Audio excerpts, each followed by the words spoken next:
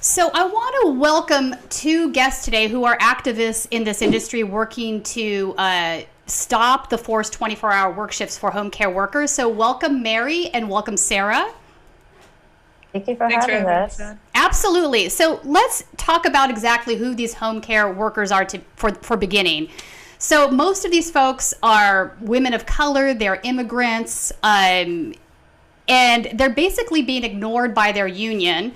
Their union has sided with the home care agencies against doing split shifts, and so they're working these 24-hour shifts, and they're not getting paid for the full 24 hours. So this is actually quite a messy situation. So let's start with some background on that. And I wanted to ask Mary, you first, because you actually are a home care worker.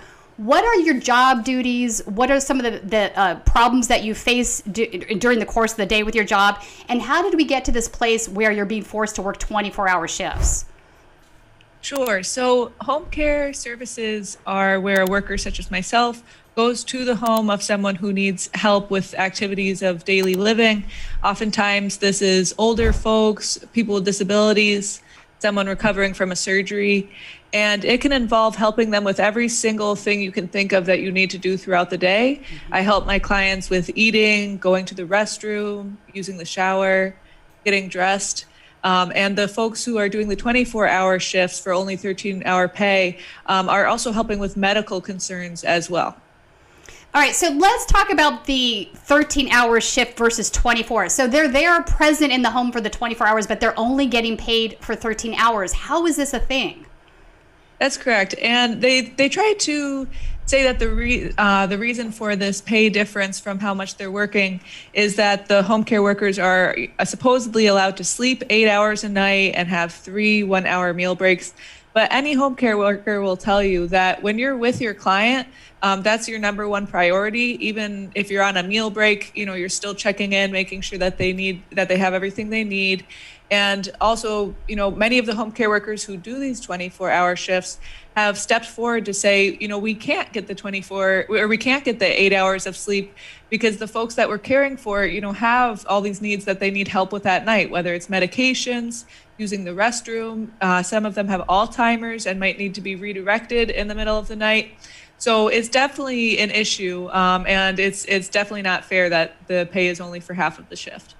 Yeah, I agree. Here's the other thing. If you're asking a worker to be present in the workplace for 24 hours, then there's no way you can tell me that this person is off work. If they're off work, they should be allowed to go home. And that's absolutely not what's happening here, right? That's totally correct. And many of the workers have even said that if they were to be paid for every hour of the 24-hour shift, they still would not want to do these shifts because think about it. That's all day and all night. It's hard on your body. It's hard on your family life. It makes it hard to participate in the community. So it's definitely not a real break. And the workers are really demanding an end to these 24-hour shifts. So let's talk about the idea of a split shift, which is something that the union responsible for organizing these workers, which is SEIU, is apparently against for reasons I don't understand. Maybe you'll be able to explain this to me. So it seems to me the split shifts would be a great solution. So you have one home care worker that comes in for the day shift and another home care worker that comes in for the night shift. And so they're not there 24 hours. Everybody's getting paid for the work they do. And then the client is getting the proper care that they need. Why would anybody be against that? You want me to go, Mary? Sure. Yeah, we don't understand either, quite frankly. Okay. These women have been leading the charge and, speaking out against these extremely exploitative conditions. Like Mary was saying before, the toll it has taken on their health. Many of them talk about how, they are, by doing this work, they've quickly become the patient themselves. They're now requiring these home care services. This is well known, I think, everywhere you go. And so we actually have a bill here in New York State that's saying exactly that thing, right? People need 24-hour care. That's a given, right? But then it should be done by a minimum of 2 workers. Right, so 2 workers doing 12-hour, or 8-8-8. I know where Mary is located up in Buffalo, New York. That's a much more common sort of arrangement. Mm-hmm. But, why are people against it? I think, it's, well, one, I think, it actually is the fact that we still have a lot of racism and sexism in our society. As you said in the beginning, these are primarily women of color, immigrant women, older women who do this work. It's, caretaking work that a lot of us just take for granted, right? A lot of women just do this all the time, and it's not even, considered to be work at all, right? So I think these are all of the reasons why this system allows to happen, right? These workers have actually challenged, the scheme of working 24 and getting only paid for 13 hours. It went all the way up to the, highest court in New York State. And even the judges in that, were saying, you have firefighters who do this, but they get paid 24 hour, for 24 hours of their work, and no one would question it, right? Why is it that, for these women, these older women of color, that we have to have all of these legal, like for years, they've been caught up in this for years, and I think then the other reason is, it's money, right? We have a governor in New York, he's supposed to be a very liberal governor, Governor Cuomo, and he actually introduced, managed care, so basically insurance companies, into our Medicaid system. What you saw is kind of on two ends, right? For the patients, it got much harder for them to receive care, right? Because, everyone knows what it's like to go up against an insurance company, right, to get the care that you need. And then on the other hand, we saw a proliferation of these 24-hour shifts. And why? Because when you pay workers for only half of the hours, that's going to generate a lot of money for you. It's going to generate a lot of profit. So, I think it's both of those things. And but like Mary was saying earlier, we're really at this point saying, it's not even about the money. It's about the time. It's about the years that these women have lost. It's really heartbreaking when you hear these stories of just how all of like looking back, right? And like she was saying, so many of them say now, like even if they try to pay me all 24 hours, I wouldn't do it. Yeah, you're missing quality of life. Absolutely. So you bring up an important part of the equation, which is managed care. And I want to talk about that a little bit because this is something that's happening also in California and other states across the country. So even though it's a Medicaid program, it's a government program, and this is also true of Medicare, healthcare insurers are being hired by the government to manage the plans, right? So even though if you have Medicare or Medicaid, it's probably the case that either Aetna or Blue Cross Blue Shield or one of the other major health insurers is managing the plan for the government. So they're now shifting gears into this area because this is just my personal thoughts on the matter right now. I do think they see the writing on the wall as far as Medicare for All becoming a policy at some point. A plurality of voters have been pushing for this. Congress is a little bit slow to respond, obviously, because they take money in from the healthcare insurance industry. But I think it's a matter of time before that shifts and that changes. And I think they're aware of that as well. So here we have a different layer where you now have a private health insurer that's still managing the plan on behalf of the government. That's one thing. And then the second thing you brought up is the firemen. I think this is a great example. Doctors as well. Yes, some of these folks are expected to work 24-hour shifts in the course and care of their duty. But I think the primary difference is this. Firemen, doctors, etc., are paid very high salaries. These healthcare workers are not. They're paid an hourly salary, and I don't know that it's above minimum wage. I mean, what's the average pay on that in New York right now?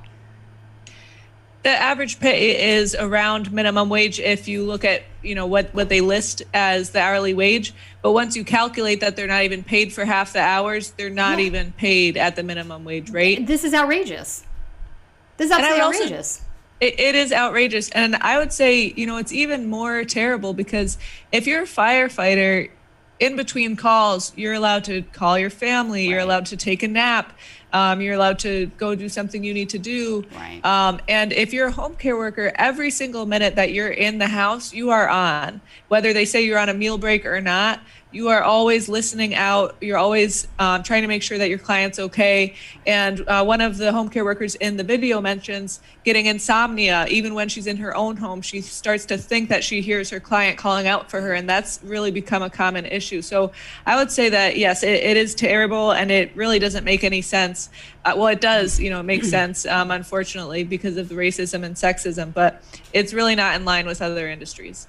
Right. All right. So let's talk about the union now, SEIU, because I am incredibly appalled that a union is sitting down for this. They're not backing the workers. They, from what I'm understanding, correct me if I'm wrong, they sided with the healthcare agencies over doing split shifts, which is astonishing to me. Why would they do that? Well, I mean, I think, well, here it's $11.99. That's the local of SEIU. You know, they have a very close relationship with Governor Cuomo. I think that, you know, we unfortunately see this with a lot of unions today, you know, where the leadership is, you know, more in, you know, their interests are more aligned with, you know, protecting the profits of, you know, these companies and of these industries more so than to fight and represent the interests of their own members, right? You know, the workers have called on their union from the beginning. You know, a lot of them went to their union, like, you know, we said a lot of them are union members. You know, from the beginning, they were told, oh, actually, you know, you can't actually get this money back, right? Or, oh, like you work for, you know, all of these kind of, you know, confusing sort of, you know, you work for a nonprofit, so you're not entitled to overtime, you know? But at this point, actually, yeah, so, but actually at this point, you know, what the workers are saying is, you know, getting away from the money thing, because I think 1199's position through all of this has been, there's no money, right? So, you know, it's unfortunate. You know, the workers should get their due, but, you know, there's just not enough money for you all. And I think, and our response has been from a lot of workers has been, you know, you should take a stand, right? You know, it's beyond, you know, fine, you know, there's never money in the system for working people, right? I mean, since when? That's sort of the default, isn't it? Yeah, but as a union, and as a union that has a progressive sort of background, that has, you know, has some sway, should at least say 24 hours is bad for working people, not just home attendants. It's bad pay setting for all workers, right? It's you know, if you have a standard, I mean, this is how work and conditions of the working class work, right? I mean, if you have a standard where you have, you know, you can exploit workers to do 24-hour and not even pay them for all of it, what does it mean for all of the workers in all other industries? And we are facing that, right? American workers are facing longer and longer hours, more and more workload than ever before. And, you know, we have nothing to show for it, right? That's right. Hope you enjoyed that last video. Hop on over to statuscoup.com where you can sign up for our email list and become a member for as low as $5 to $10 a month. Membership is how we grow. That's statuscoup.com/join. And remember, join our email list so we can grow the revolution with you.